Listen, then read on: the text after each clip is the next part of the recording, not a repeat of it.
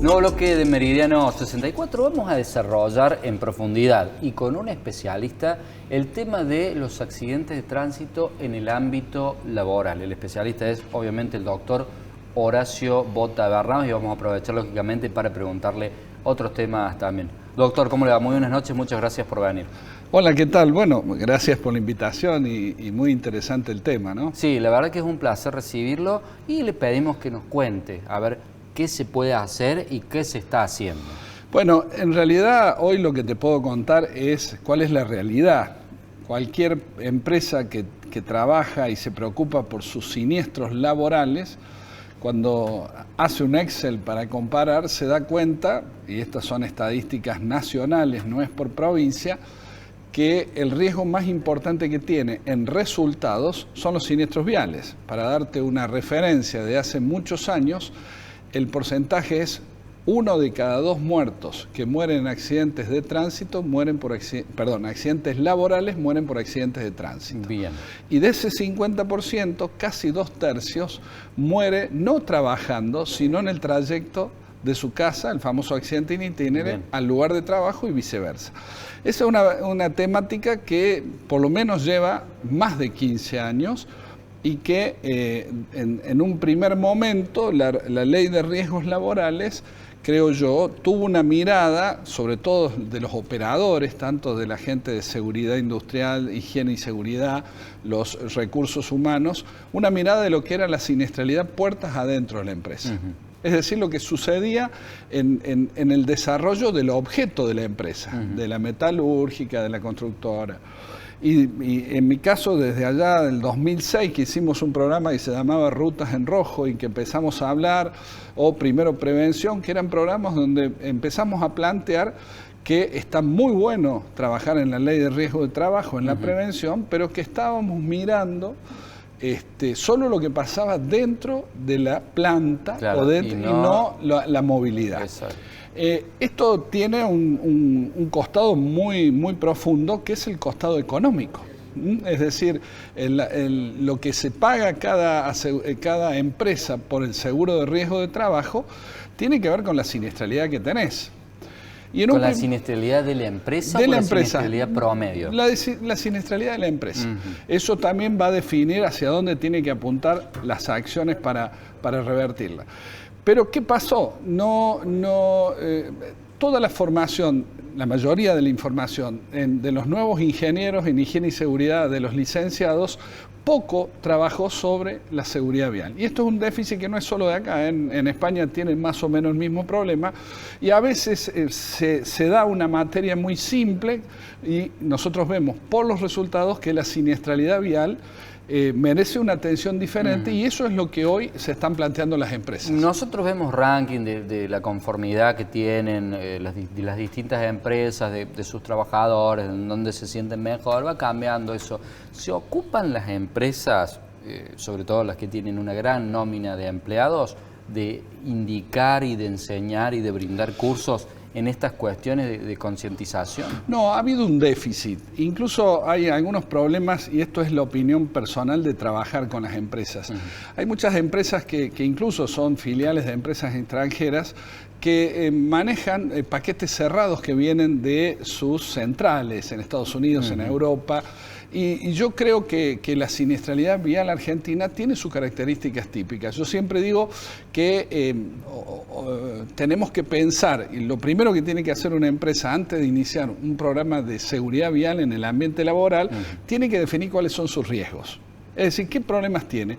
Te doy un ejemplo. Hace muy poco me tocó una empresa que estábamos trabajando y fuimos a ver y resulta que de buenas a primeras aparecieron 40 motos en la playa de estacionamiento de la empresa. Entonces empecé a plantear de que algo estaba pasando porque esa empresa incluso tenía un sistema de transporte de los empleados.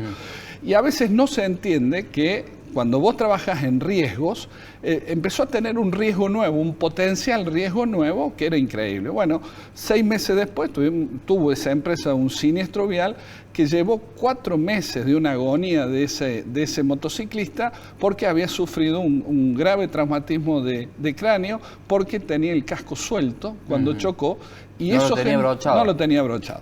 Entonces, ¿qué es lo que vos me planteás? ¿Estamos trabajando en la seguridad? No, porque todavía hay muchas empresas que cuando yo les digo que 1 de cada 2 trabajadores muere en siniestros de tránsito, entonces me dicen, vamos a capacitar a nuestros choferes. Claro. Y resulta que no, como nuestro sistema de ART no solo cubre el horario de trabajo, sino el horario que va desde que salgo de mi casa hasta que llego al trabajo y viceversa, resulta que el 70, dije 2/3, el 66% promedio ocurre en ese trayecto, Claro. por lo cual yo saco... Más que los trabajadores más al que volante. los trabajadores Claro. al volante. Y entonces yo saco dos conclusiones. Primero, 1 de cada 2 muertos mueren en siniestros viales. Y la segunda es que la actividad más riesgosa que hay hoy en la Argentina es ir y volver del trabajo. Claro. Esto es un desafío y a veces, como no hay formación, sobre todo en las cuestiones prácticas, no basta repetir usar casco. Hoy la empresa tiene que enseñar a si va a permitir, porque esto también es importante, hay políticas que la empresa puede hacer de estímulo o desestímulo de un medio de locomoción. Yo hace 3 años más o menos asistí a una cooperativa del interior que se había planteado en una ciudad pequeña de la provincia, que había planteado que todos sus operarios fueran a trabajar en bicicleta. Después de 3 años de trabajo me mandó un mensaje diciendo, por fin hemos conseguido que el 100%, desde el gerente hasta la persona que limpia, fueran en bicicleta. Eso cambió un riesgo fundamental y mejoró el estado de salud de la mayoría de los operadores. Bien. Doctor, permítame que le pregunte sobre un fenómeno que se ha dado en abundancia en los últimos años, que es la proliferación de las empresas de delivery y a su vez del transporte de personas, como por ejemplo las aplicaciones de transporte de personas en moto. ¿Qué ha pasado con esto? Y a renglón seguido le pregunto, ¿quién se hace responsable cuando un muchacho que trabaja en estas empresas de reparto de comida sufre un accidente? ¿Quién paga los costos de eso? Primero hay que ponernos de acuerdo que tenemos una nueva movilidad en el mundo. Es decir, querer aplicar las mismas medidas o pensar que Uber es igual que un taxi, aunque parezcan iguales, es desconocer cómo nace una empresa y cómo nace la otra y cómo funciona en el nuevo sistema, ¿no? Yo te doy un ejemplo. Hoy no se habla que hay un 15, un 20% de los jóvenes que no quieren manejar más.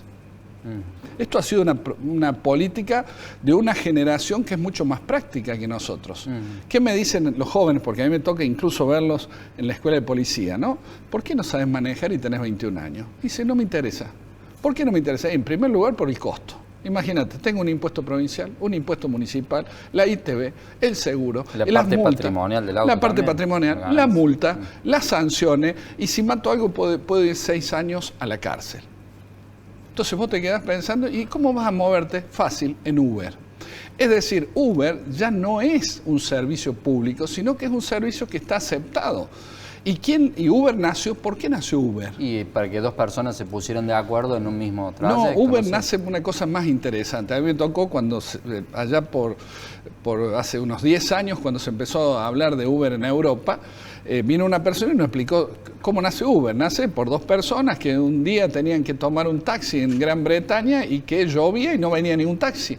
Entonces dijeron, esto pasa en todo el mundo. Entonces juntaron todas las quejas del mundo sobre los servicios tradicionales de funcionamiento. Entonces, ¿qué juntaron cosas? Los autos no están limpios, las personas te tratan mal, por ahí te bicicletean, y perdón la palabra, el precio del viaje, te cambian el billete, te devuelven billete falso, te maltratan, te hacen el camino más largo. ¿Y qué hicieron? Dijeron, todo eso, ¿cómo lo resolvimos? Y así nace Uber.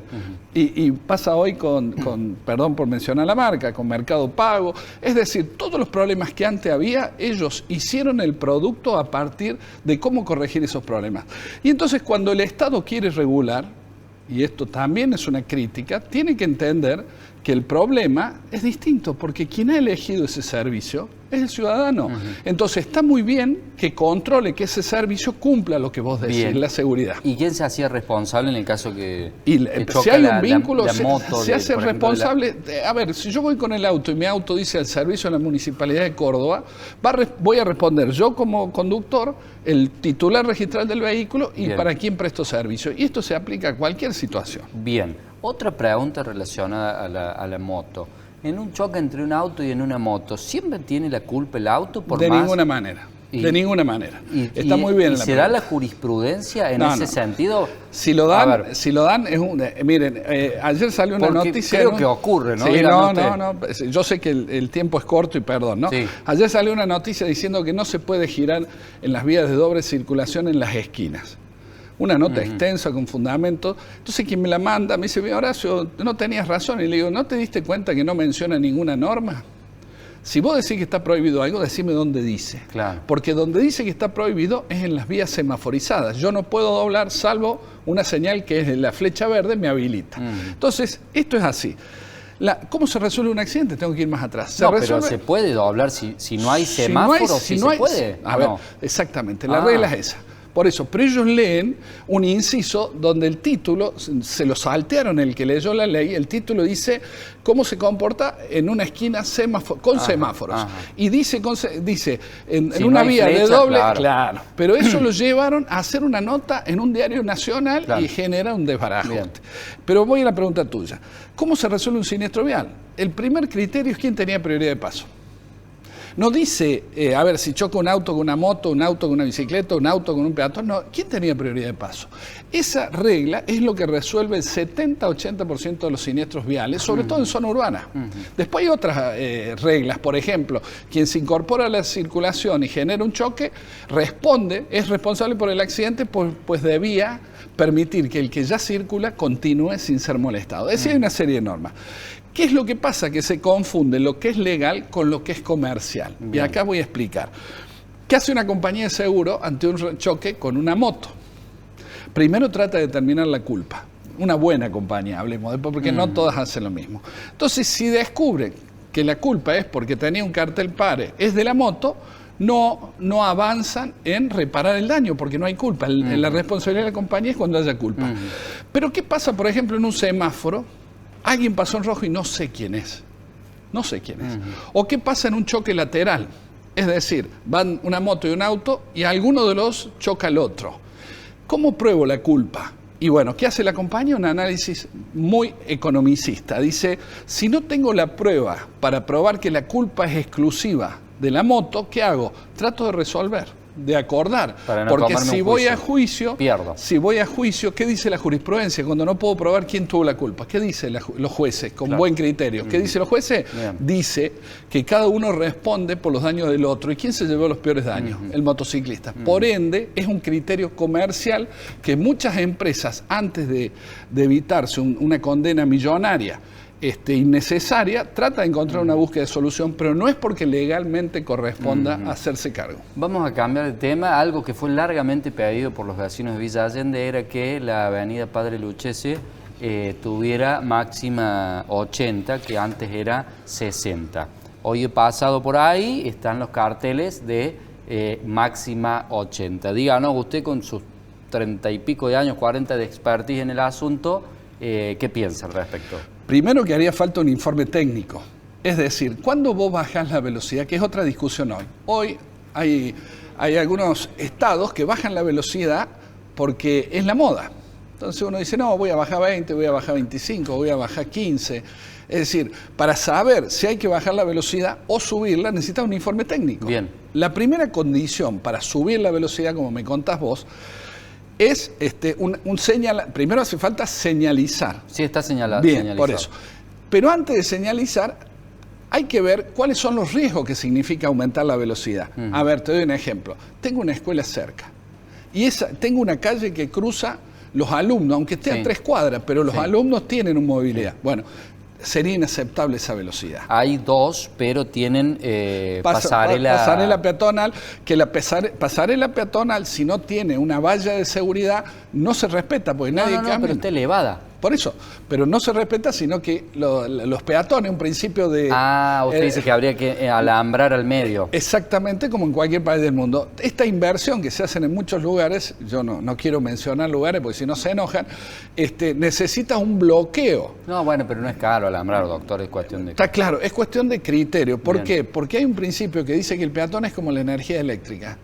Por donde puede ir va. No. El trayecto más corto. Si yo tengo 200 escalones para allá y 200 escalones para acá, o 40 metros de pendiente, no voy a ir nunca.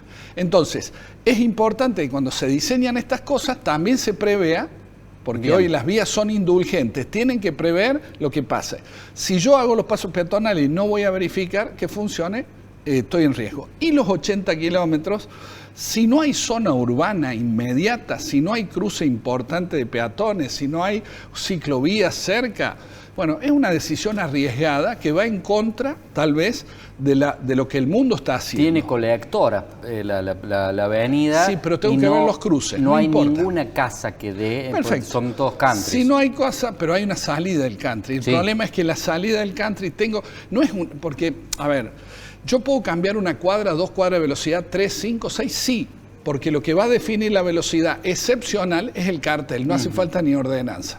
De la misma manera que podría poner 40 si quisiera. Lo importante es también después, que haya control del respeto de la velocidad. Pues yo puedo poner la velocidad que quiera. Claro. El problema es que si no hay una filosofía de control. Es jurisdicción de la policía caminera eso, ¿verdad? Si es zona urbana, el único que puede cambiar la velocidad en zona urbana. No, me refiero al control. No, el municipal también puede ser. También puede ser. Pero hoy estaba viendo el control en Colón, que siempre están en un lugar o en el otro. Siempre, todo el mundo ya sabe que el control de velocidad. Los controles tienen que ser sorpresivos en distintos lugares. No deben ser cómodos, deben ser controles que hagan pensar que en cualquier momento te van a labrar una infracción. Bien, otra cuestión. ¿Quién es el culpable si nos chocan de atrás en un control de la policía caminera de estos que se dan y detienen el auto sobre la calzada, viene alguien de atrás? Eso se llama choque por alcance. Por eso es tan importante. Choque por alcance, el que choca paga. Es uno de los pocos casos que en principio se aplica esta máxima popular. Pero no es cierto, no hay ninguna norma en la ley que diga que el que choca paga. Bien. Normalmente si hay un choque por alcance se hacen 2 análisis. O venía en forma distraída y sin tener pleno dominio del vehículo, que me impidió evitar el choque, o no guardaba la distancia suficiente. Bien. Siempre se presume la responsabilidad del embistente. Bien. Cuando intervienen estos factores, lo primero, que eso es lo que siempre insistimos con la policía, es que no pueden sorprender en el control. Es decir, no puedo poner 2 conos antes de llegar porque se me armó la fila. Claro, no, yo decía cuando detienen a la gente y se hace la cola de autos sobre la calzada. No, yo lo entendí, pero la forma para que la policía no tenga responsabilidad es que yo haya puesto lo ideal, 400 metros atrás, señalización de control de control de policial. Bien. Porque esa es la forma, después no puedo echarle la culpa que me sorprendió la cola, porque esa es la forma de evitar, y lo que debe hacer la caminera siempre es hacer controles aleatorios y cuando elige a quién va a controlar, sacarlo de la vía pública para evitar justamente la congestión de vehículos.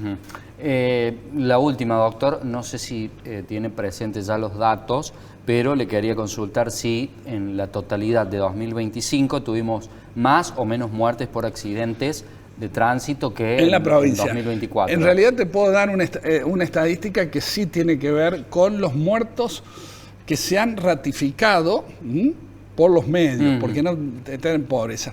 Los muertos del 25 ocupan dentro de los últimos 7 años el 3er lugar. Bien. Es decir, son más que el año pasado, pero ocupan el 3er lugar. 300, si mal mi memoria no me falla, algo así como 378 muertos que no coinciden, porque además si vos miras 4 fuentes distintas, como me ha pasado ver, cada uno pinta el dato que quiere, ¿no? Y después la interpretación de esos datos es magnífico, ¿no? Pero los datos que yo más confío nos ubicaban en un 3er lugar dentro de los últimos 7 años. Es decir, no tenemos nada que festejar. Tenemos de hace 7 años en promedio un muerto a 1,5 muertos por día en la provincia y este año llevamos poco más de un muerto en lo que va del año. Para poner un poco de optimismo, no sé si tenemos 30 segundos más, sí, un poco de optimismo al tema, ¿se va a mejorar esto con el correr del tiempo y mientras más autos con hadas existan, estos autos que tienen alguna circunstancia de fenómeno de frenada autónoma ante la detección de peatones? Es interesantísima tu pregunta y te va a sorprender la respuesta. Si tenemos que agradecer a alguien porque no ha crecido sustancialmente la muerte, es para la industria automotriz. Los nuevos vehículos tienen condiciones para evitar gran parte de las muertes que antes las veíamos ratificado. La primera, es muy raro, salvo cuando mirás los vehículos que intervienen, que tengas más de un muerto, 2 muertos en un choque de 2 o 3 autos particulares. Solo hay más muertos cuando tenés autos que son de la década del 90 o anteriores. Bien. Lo segundo, En el factor humano hemos hecho muy poco y en el factor vial hemos avanzado. Córdoba es un modelo, debo decirlo, y ya lo dije mucho antes. Es un modelo con rutas un poco mejores. Lo que seguimos mirando para otro lado y no asumiendo que el factor humano es el que decide, y dando una charlita, un par de juegos y creyendo que eso forma buenos conductores. Y para otra vez te dejo planteado algo. Vengo a estar una semana en Tenerife. Me invitó una autoescuela de conducir que era de un dirigente de la Confederación de Autoescuelas, y durante una semana me metí en cada uno de los cursos y prácticas y los exámenes que tomaba la DGT. Nada que ver con lo que es acá. No, inexistente. Doctor, le agradecemos por haber formado parte de Meridiano 64. Quedan las puertas abiertas como siempre, ¿eh? Por supuesto. Nosotros hacemos una muy breve pausa, pero quédese con nosotros que ya volvemos.